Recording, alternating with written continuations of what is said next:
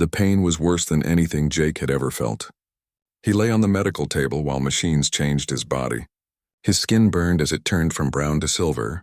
His eyes felt like they were on fire as they changed from brown to purple. Commander Park stood next to him with other doctors. "The worst part is almost over," she said. "Your lungs are adapting to their atmosphere." Jake could not speak. His throat felt strange, like it was being rebuilt from the inside. He closed his eyes and tried to think about something else. He thought about his home on Earth. He thought about the blue sky and green trees. He thought about breathing normal air. After 2 weeks, the changes were complete. Jake looked at himself in a mirror and saw a stranger. His skin was silver and seemed to shine in the light.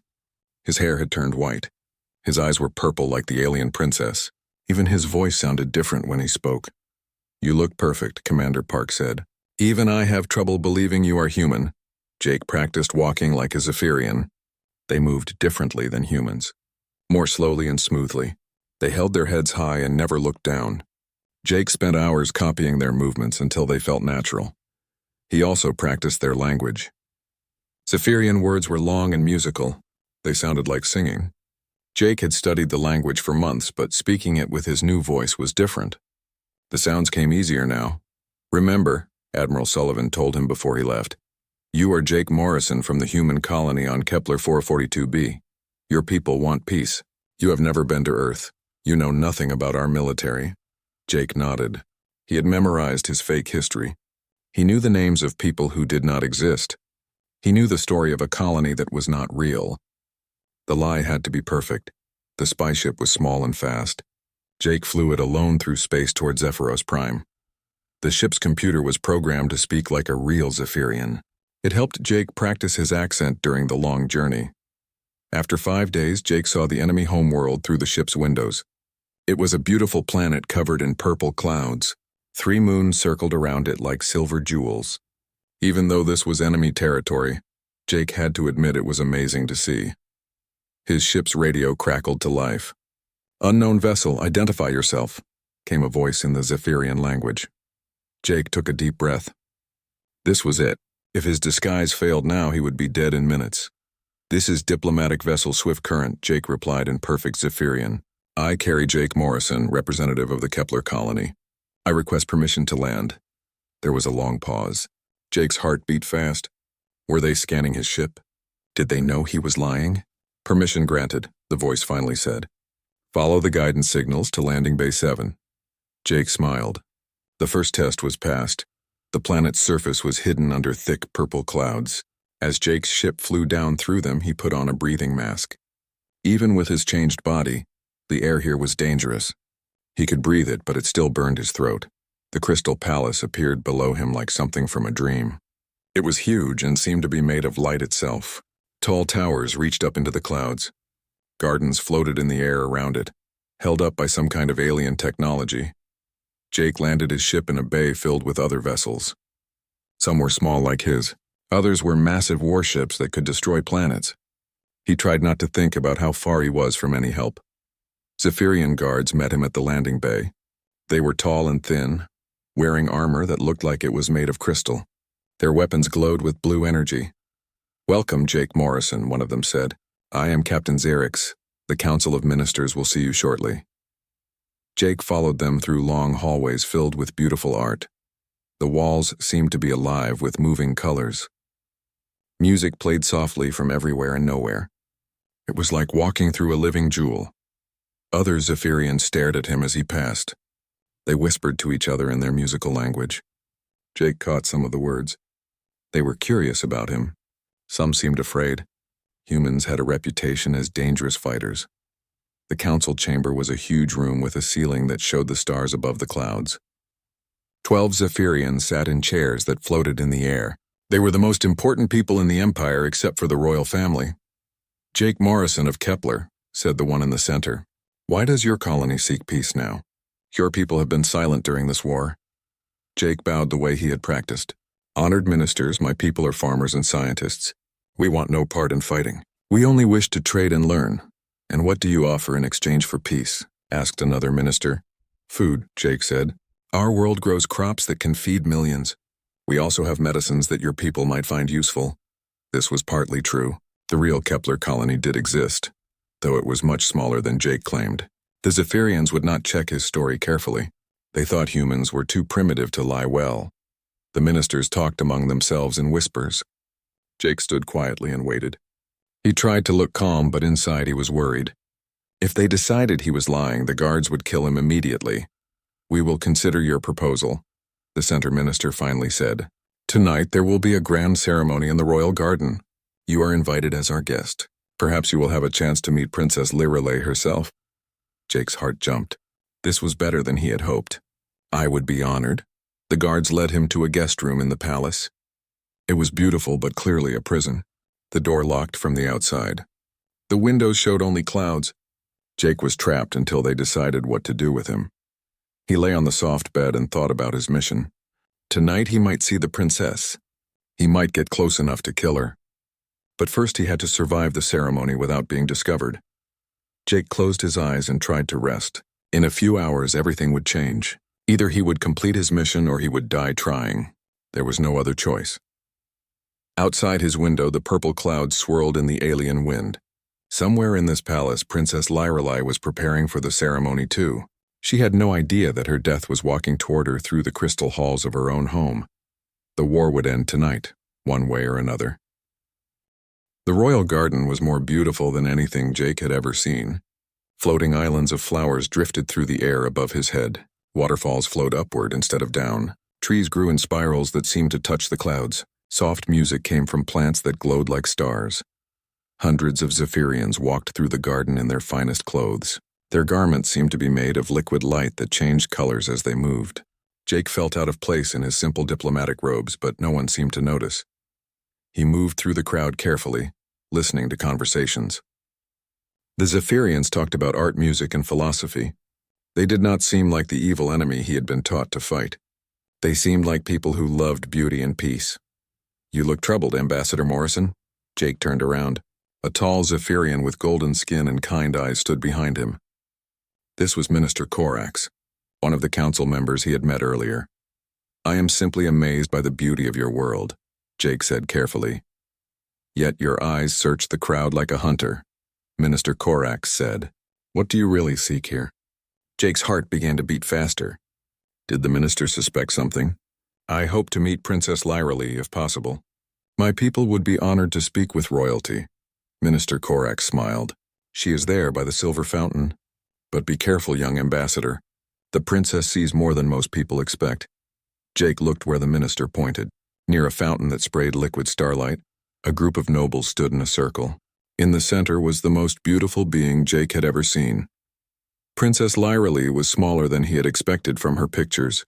She wore a simple white dress that seemed to be woven from moonbeams. Her silver skin glowed softly in the garden's light. Her white hair moved in the gentle breeze like silk. But it was her eyes that made Jake stop breathing. Her purple eyes looked directly at him across the crowd. For a moment, the garden seemed to disappear. There was only Jake and the princess staring at each other across the space between them. Then she smiled and looked away. Jake felt like he had been holding his breath underwater and finally came up for air. "She knows you are watching her," Minister Corax said softly. "Princess Lirelei notices everything." Jake spent the next hour moving closer to the princess. He talked to other nobles, always working his way toward her group. He learned about Zephyrian poetry and music. He heard stories about their history and culture. The more he learned, the more confused he became. These people were not monsters. They were artists and dreamers. They built beautiful things and created amazing music. Why were they at war with humanity? Finally, Jake found himself close enough to hear the princess speak. Her voice was like music, soft and clear. "War is the failure of imagination," she was saying to a group of young nobles. "When people cannot think of better solutions, they choose violence. But humans are violent by nature, princess," one of the nobles said. "They cannot help themselves, are they?" Princess Lirelei asked. "Or have we simply never tried to understand them?" Jake was surprised. The princess did not sound like someone who hated humans. She sounded curious about them. The ceremony continued for hours. Jake watched the princess from a distance, looking for a chance to approach her alone. Finally, as the night grew late, he saw her walk away from the crowd toward a quiet part of the garden. This was his chance. Jake followed her down a path lined with glowing flowers. The music from the ceremony grew softer behind them.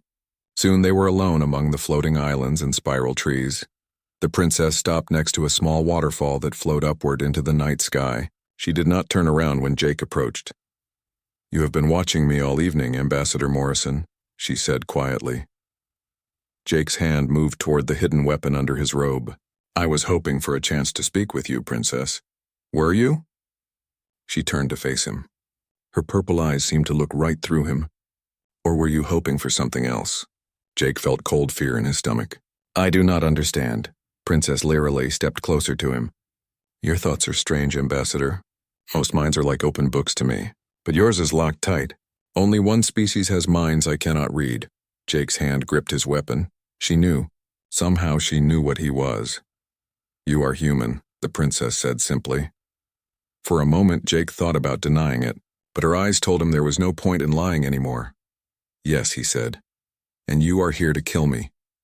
Jake pulled out his weapon. It was small but deadly, designed to look like a Zephyrian ceremonial knife. Yes, the princess did not seem afraid. She looked at the weapon, then back at Jake's face. "Why?" "Because it will end the war. Your death will cause a civil war among your people. They will stop fighting humans and fight each other instead." Princess Lirelei nodded slowly. "That is probably true. My brothers are ambitious and foolish. They would tear the empire apart fighting for my crown. Then you understand why I have to do this, do you?" she asked. "Do you really understand what you are doing?" Jake was confused. "I am ending a war. I am saving human lives. Are you? Or are you just trading one kind of death for another?" The princess walked closer to him. Jake could have killed her easily, but something made him hesitate. "I have studied your people, Jake Morrison," she said. "Yes, I know your real name. I know you are a lieutenant in the human military. I know you volunteered for this mission because you wanted to save lives. How do you know all this?" "Because I have been watching your species for a long time. Humans are fascinating. You have something we Zephyrians lost long ago. What? Choice. Real choice." The princess stopped right in front of him. "We follow tradition and duty. We do what we are told. But humans question everything. They find new ways to solve old problems." Jake kept his weapon pointed at her, but his hand was shaking now. "What are you saying?" Princess Lirelei looked directly into his eyes. When she spoke, her voice was barely a whisper. "Do you want my crown or my thighs?" Jake stared at her in shock. "What? You came here to kill me and take my crown for humanity. But I offer you a different choice. Kill me and start a civil war, or spare me and become my partner. Help me change my people. Help me end this war without more death. That is impossible." "Is it?" "Your people excel at finding impossible solutions. They survive in places where other species die. They win battles they should lose. They make peace with enemies who should be eternal foes." Jake's weapon trembled in his hand. "Even if I wanted to help you, I could not. My people would never trust a Zephyrian. Your people would never follow a human. Then we make them believe something else," and the princess said. "We fake my death. You return home as a successful assassin. I disappear and work in secret to change my empire from within. That is crazy. Is it crazier than one human infiltrating an alien world to kill a princess? Is it crazier than thinking that more death will somehow create peace?"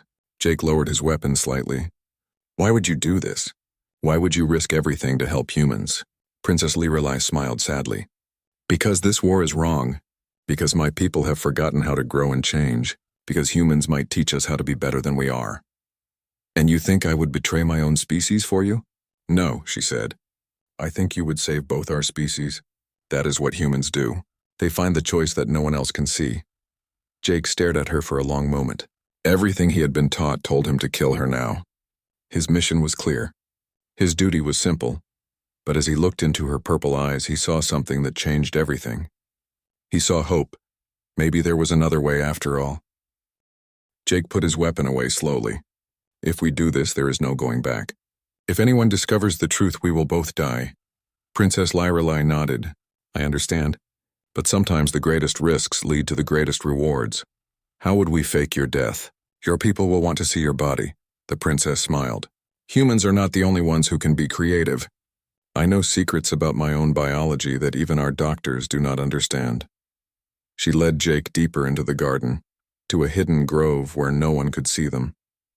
Strange plants grew here that Jake had never seen before. Some glowed with soft light. Others seemed to move on their own. These are healing plants from our oldest colonies, Princess Lirelei explained. This one can make someone appear dead for hours. She touched a flower that looked like it was made of black glass. This one stops all brain activity without causing harm. And this one, she picked a silver leaf from a tall tree. This one erases memories. Jake watched as she gathered the plants carefully. You have been planning this for a long time. I have been planning something like this since the war began. I hoped someday I would find a way to end the fighting. I never expected it would involve a human assassin. They worked together to prepare the fake poison. The princess knew exactly how much of each plant to use. Jake helped her mix them into a liquid that looked like water. When I drink this, I will appear to die within minutes, she said. My heart will stop beating. My breathing will stop. Even our best doctors will think I am dead. How long will it last? 6 hours. Long enough for them to prepare my body for the funeral. You must make sure no one examines me too closely before then. Jake thought about the plan. It was dangerous and complicated. So many things could go wrong. But it was better than starting a civil war. What happens after you wake up? I will escape during the confusion. There are secret passages in the palace that only the royal family knows about. I will disappear and let everyone think I am truly dead. And then? Princess Lirelei looked at him seriously. Then the real work begins. I will contact the moderate leaders in our government. I will show them a better way to end this war. Meanwhile, you will return to your people as a hero. They will want to attack while your empire is weak. Then you must convince them not to. Tell them that a civil war will make us desperate. Desperate people do terrible things. It would be better to wait and see what happens, Jake understood. While everyone thought the princess was dead, she would be working to change her people's minds about the war. It was brilliant, but it required perfect timing and enormous trust between them. How will we communicate? Jake asked. The princess showed him a small device that looked like a piece of jewelry. This uses quantum communication. Your people understand the science, but they cannot detect or intercept the signals. We can talk safely no matter how far apart we are. They spent the rest of the night planning every detail. When Jake returned to the main ceremony, he would create a distraction. The princess would drink the fake poison in front of witnesses. Jake would pretend to escape in the confusion. Everyone would see exactly what they expected to see. As the sun began to rise over the Crystal Palace, it was time to begin. They walked back toward the ceremony together. Other nobles were starting to leave, but enough remained to witness what would happen next. Are you ready? Jake asked quietly. Yes, but Jake... The princess touched his arm gently. Whatever happens, remember that you chose to try something new. That is the most human thing of all. Jake moved away from her and pulled out his weapon again. He made sure several Zephyrians could see him. Then he shouted in their language, "Death to the enemies of humanity." Everyone turned to look. Guards began running toward them. The princess screamed and fell backward as Jake appeared to strike her with his knife. In reality, she had drunk the fake poison at the exact moment he moved. Princess Lirelei collapsed to the ground, her body shaking. Jake had cut her arm with his knife to make the attack look real. Blood mixed with the fake poison as she fell. "The princess!" someone screamed. "The human has killed the princess." Guards surrounded Jake immediately. He did not resist as they grabbed him. He had to make this look convincing. "She is dead," one of the guards said, kneeling next to the princess. "The human assassin has killed her." Jake was dragged away as Zephyrian doctors rushed to examine the princess. He could hear them shouting that she had no pulse, that she was not breathing. The fake poison was working perfectly. The guards threw Jake into a prison cell deep under the palace. He sat in the darkness and waited. Either the plan would work or he would die here. There was nothing more he could do now. Hours passed. Jake could hear alarms ringing throughout the palace. He heard guards running in the hallways above. The entire empire was learning that their princess was dead. Finally, a guard came to his cell. "The council wants to see you before your execution," the guard said. Jake was brought back to the council chamber. The 12 ministers looked angry and sad. Some of them were crying. "You have done a terrible thing, human," said the center minister. "Princess Lirelei was the best of us. She wanted peace between our peoples." "I did what I was ordered to do," Jake said. He had to keep acting like a simple assassin. "Your ship is being prepared. We are sending you back to your people with a message. Tell them that they have made the greatest mistake in their history. Tell them that war will continue until every last human is dead. Jake was escorted back to his ship. As he prepared to leave, he activated the quantum communicator the princess had given him. A soft voice spoke in his ear. "I am alive and safe," Princess Lyrelay whispered. "The plan worked. I am in the secret passages beneath the palace. Soon I will contact the moderate leaders." "Good." Jake whispered back. "I am leaving now. My people will think they have won a great victory." "Be careful, Jake. The hardest part is just beginning." Jake's ship lifted off from the Crystal Palace. As he flew away through the purple clouds, he thought about what they had started. A princess was supposed to be dead. An assassin was supposed to be victorious. And somehow, from this deception, peace might finally grow. But first, Jake had to convince his own people not to attack while they thought their enemies were weak. He had to make them wait for something better. The war was not over yet.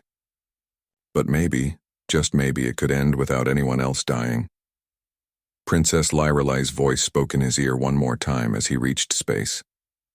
"Thank you for choosing hope instead of death, Jake Morrison. Now let us see if we can teach our peoples to do the same." Jake's ship docked with the USS Defiance 3 days later. Admiral Sullivan and Commander Park were waiting for him in the landing bay. Both looked excited and proud. "Lieutenant Morrison," Admiral Sullivan said with a big smile, "you have done the impossible. Reports are coming in from all over Zephyrian space. Their empire is falling apart." Jake walked down the ramp of his ship. His silver skin was already starting to fade back to its normal brown color. His purple eyes were becoming brown again, but inside he felt completely changed. "The princess is dead?" Commander Park asked. "Yes," Jake lied. "I killed her in front of dozens of witnesses." The Admiral shook his hand firmly. "Outstanding work. The Zephyrian military is already fighting among themselves. 3 different brothers claim to be the new ruler. Their ships are attacking each other instead of attacking us." Jake nodded, but he felt sick inside. Everything was working exactly as planned, but not for the reasons his commanders thought. Over the next few weeks, Jake received reports about the chaos in Zephyrian space. The 3 brothers were indeed fighting for control. Fleets that had once attacked human colonies were now destroying each other. "We should attack now while they are weak," said Captain Ryan Torres during a strategy meeting. "We could end this war quickly." "That would be a mistake," Jake said carefully. "Desperate people do desperate things. If we attack now, all 3 brothers might unite against us again." Admiral Sullivan considered this. "What do you suggest? We wait. Let them exhaust themselves fighting. When they are truly tired of war, we offer peace to whoever wins." "That could take months," Commander Park said. "Good wars end slowly," Jake replied. "Quick victories often lead to bigger wars later." While Jake convinced his fellow humans to be patient, Princess Lyrelay was working in secret on her home world. Using the quantum communicator, she told Jake about her progress. "I have made contact with Minister Korax and 5 other moderate leaders," she reported one night. "They are horrified by the Civil War. They want it to end." "What have you told them?" Jake asked quietly. He was alone in his quarters, speaking in whispers. "That I am not really dead. That there is a better way to end the war with humanity. They were shocked at first, but now they are listening." "Do they trust you?" "They trust the idea that more fighting will only bring more death. That is enough for now." The princess worked carefully to build support for peace. She could not reveal herself publicly yet, but she could influence people in private. Her supposed death had shocked many Zephyrians into questioning the war. Meanwhile, Jake faced his own challenges. Some human commanders wanted to take advantage of the Zephyrian Civil War. They saw it as the perfect chance to destroy their enemies completely. "Why are we waiting?" General Alex Stone demanded during a meeting. "This is our chance to finish them forever." "Because dead enemies cannot become friends," Jake said. "If we destroy them now, other alien races will see us as monsters. They will unite against us out of fear." "Let them try," the general said. "Humans can defeat anyone." "Yes," Jake agreed. "But should we? Winning every fight is not the same as building a future." Admiral Sullivan listened to both sides. Finally, she made her decision. "We will wait 3 more months. If the Zephyrian Civil War does not end by then, we will attack." 3 months. Jake and Princess Lyrelay had 3 months to create peace or watch everything fall apart. They worked harder than ever. The princess convinced more Zephyrian leaders that the war was pointless. Jake convinced more human leaders that patience was strength, not weakness. Slowly, things began to change. 2 months into the 3-month deadline, something unexpected happened. The youngest of the 3 Zephyrian brothers, Prince Kale, made a public announcement. "I am tired of fighting my own family," he said in a broadcast across the empire. "This civil war has killed more of our people than the entire war with humanity. I withdraw my claim to the crown. Let one of my brothers rule. I only ask that they consider making peace." The prince's words shocked everyone. In Zephyrian culture, giving up power was almost unknown.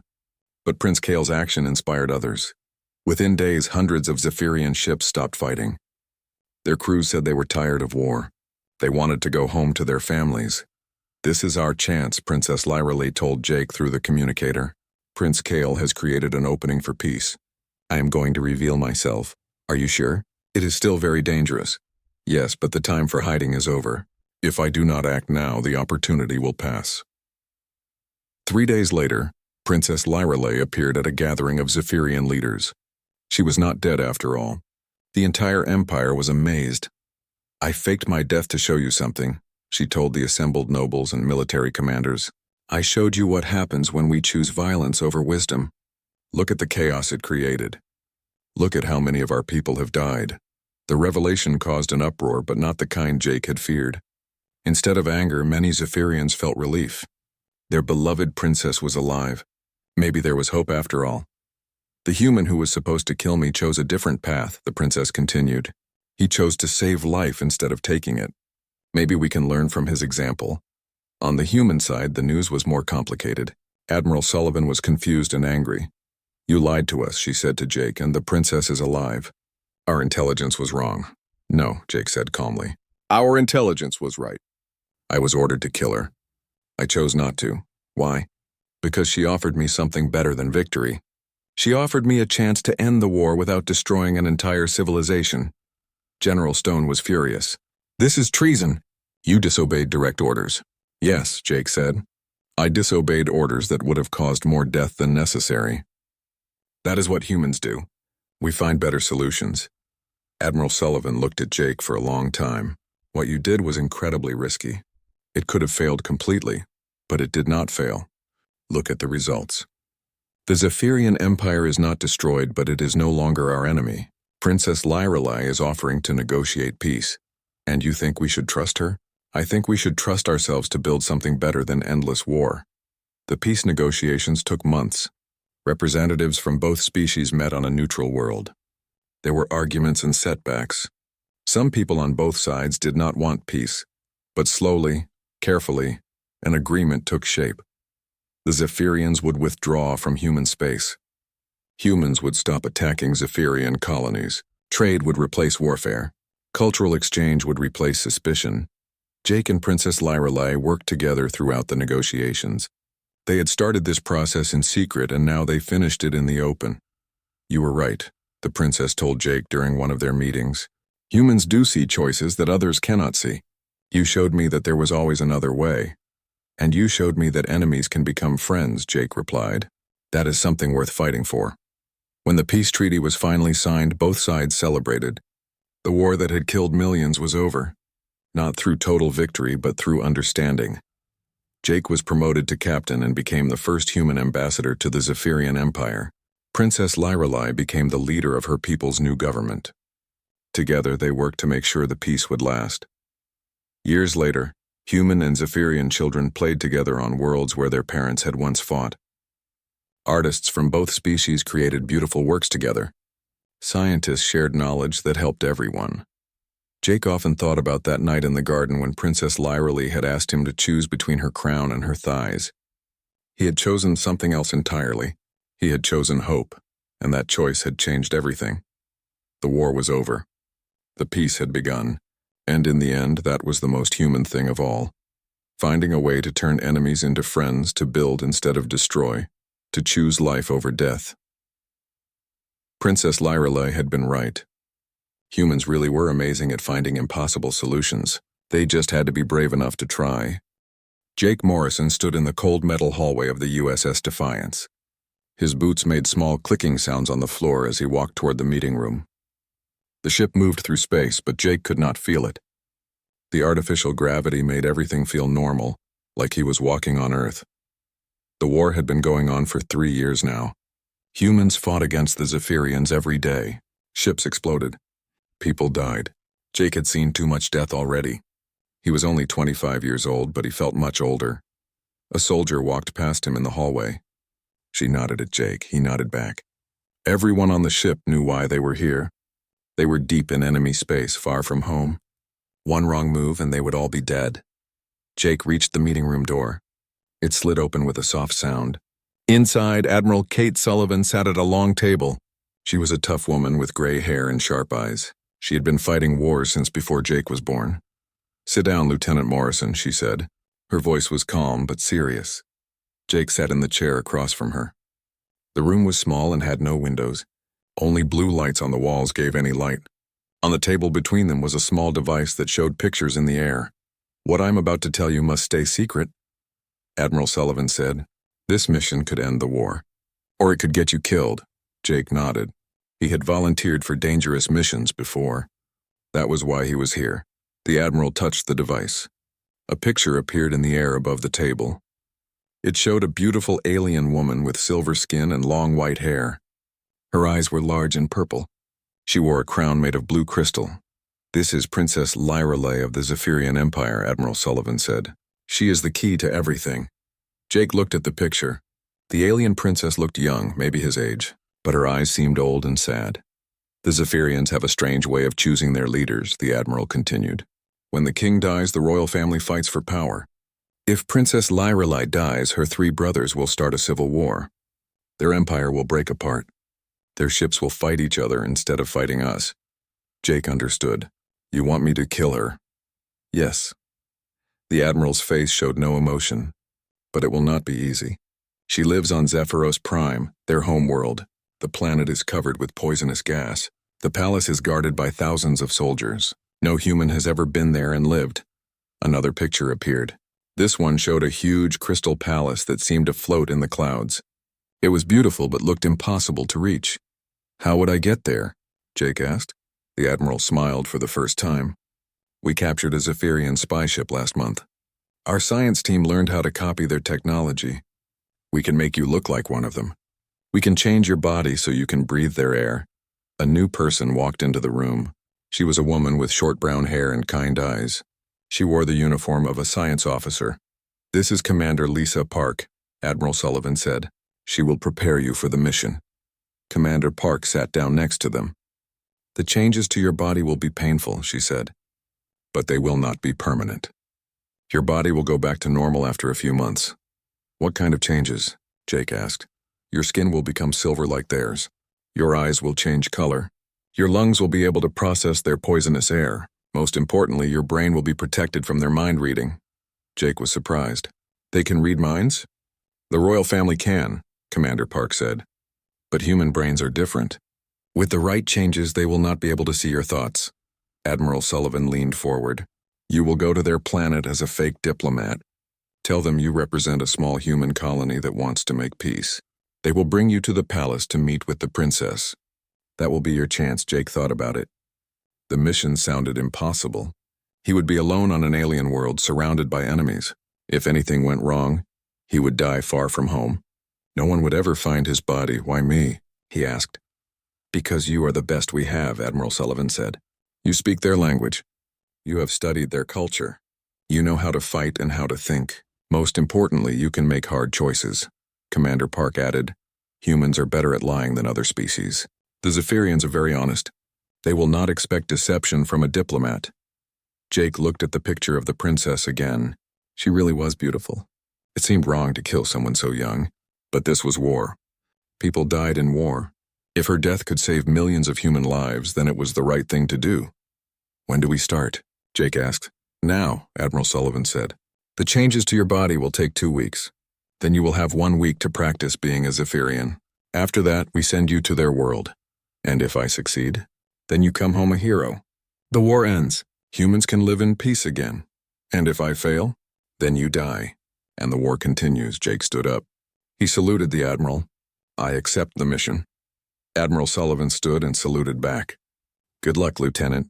The future of humanity depends on you. As Jake left the room, he thought about home. He thought about his family. He thought about all the people counting on him. In 3 weeks, he would either be dead or he would have saved them all. The hallway seemed longer as he walked back to his room. Soon everything would change. Soon he would become someone else. Soon he would kill a princess or die trying.